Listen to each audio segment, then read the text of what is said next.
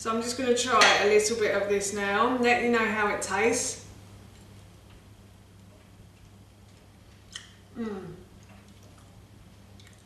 Just like a bowl of porridge basically.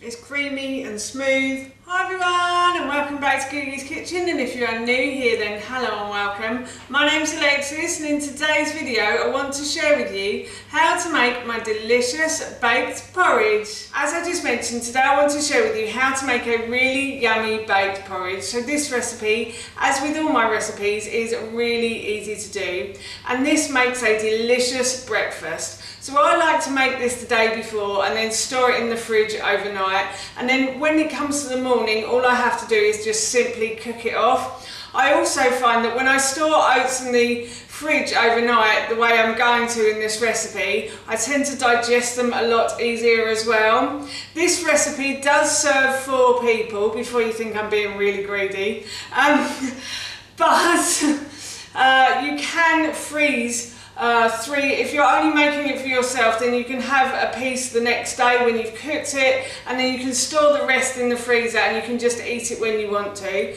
So I've laid out all of my ingredients, and what I'm going to do is I'm going to start by putting my oats into a blender. Not my oats, the oats I have in this bowl. So I've got about 180 grams of oats. Actually, I'm going to get a funnel for this because otherwise it will go everywhere. So I'm just going to go and get a funnel. I've grabbed my funnel and I'm just going to put that into the top of the blender there. And as I said, I've got about 180 grams of gluten-free oats here. I have a slight gluten intolerance, so that's why I always use gluten-free oats, but you don't have to. You can use any type of oats you like with this recipe. And then here I have about 20 grams of hemp seed, I have about 20 grams of pumpkin seed, 20 grams of sunflower seed, about 40 grams of flax seed, 20 grams of chia seed, and about 60 grams of pecans in this bowl as well. And I am going to add all of this to the blender, and then to that I'm going to add about 120 grams of almond protein powder. Now you don't have to add the almond protein powder if you don't want to. You can leave this part out. I buy my almond protein powder from Whole Foods online, and it is quite cheap just buying separate protein powders, I have to say. For about a kilo of protein powder you can get that for about £11. So it is very cheap. It's a lot cheaper than some of the protein powders that you can buy nowadays. So I'm just going to pop that in as well. And then to that I'm going to add some raspberries and blueberries as well. So I've got about 2 handfuls of raspberries and blueberries going in there. And then I'm also going to add about 8 prunes. So I've removed the stones from the prunes and I'm just going to pop these into the blender as well. I think I can take that out now. I think that's safe to take that out. And then I have 2 eggs as well that I'm going to add to this. I'm just going to pop those in.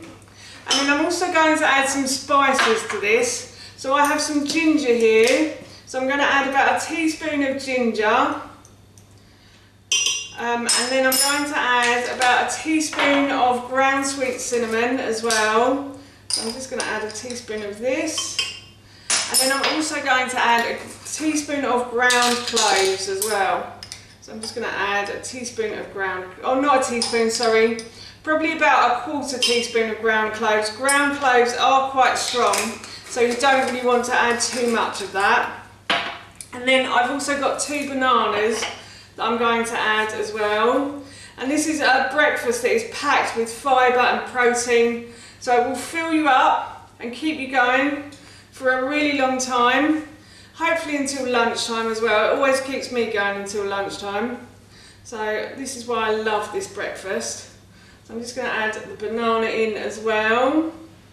And I'm going to add about 600 ml of coconut water. You don't have to add coconut water if you don't want to. You could add milk of your choice. If you like oat milk or almond milk, then you please add that in. So I'm just going to pour this into the blender as well. I'm hoping this all goes in.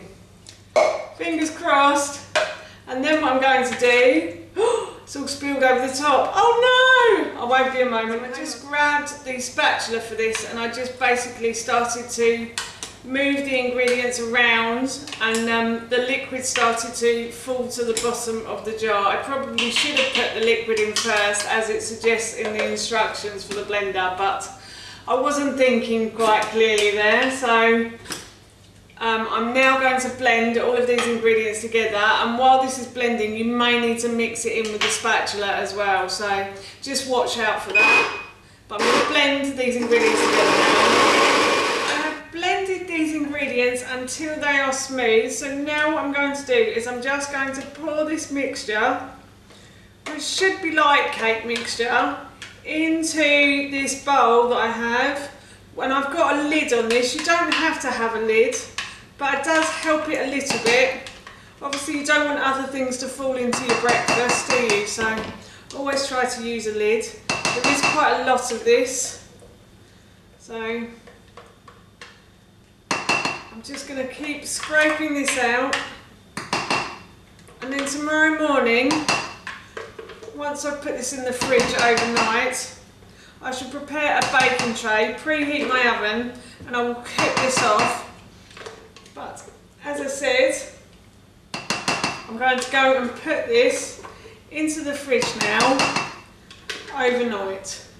So I'm just going to pop this into the fridge. It's the next day and it's nearly breakfast time, so I'm going to preheat the oven to 200 degrees. And while the oven was preheating, I put some greaseproof paper into a baking tray. So I pre-lined the baking tray, and then I added the mixture to the baking tray, and I tried to smooth it out as evenly as possible. So that's as even as possible in there. And now what I'm going to do is I'm going to pop this into the oven for about 25 to 30 minutes, or until it goes a lovely golden brown colour on top.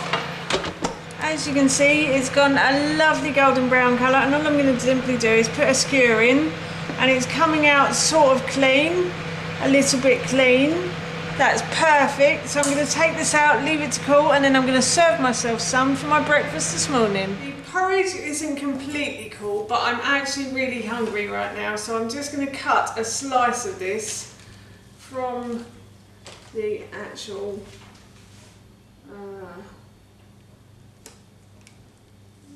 cooling rack.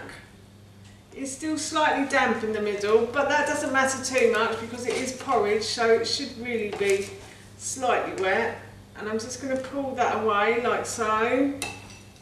And what I'm going to do is I'm going to drizzle some honey on top of that, and then I will give it a try and let you know how it tastes. But I can tell you it smells really good right now.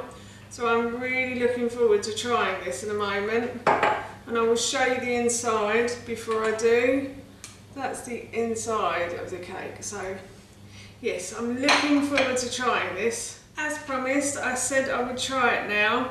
It is a little bit wet in the middle, I have to say, and I probably could have done with leaving it in for about 5 more minutes, but I don't mind it too wet. It's just like eating porridge basically for me. So I'm just going to try a little bit of this now and let you know how it tastes.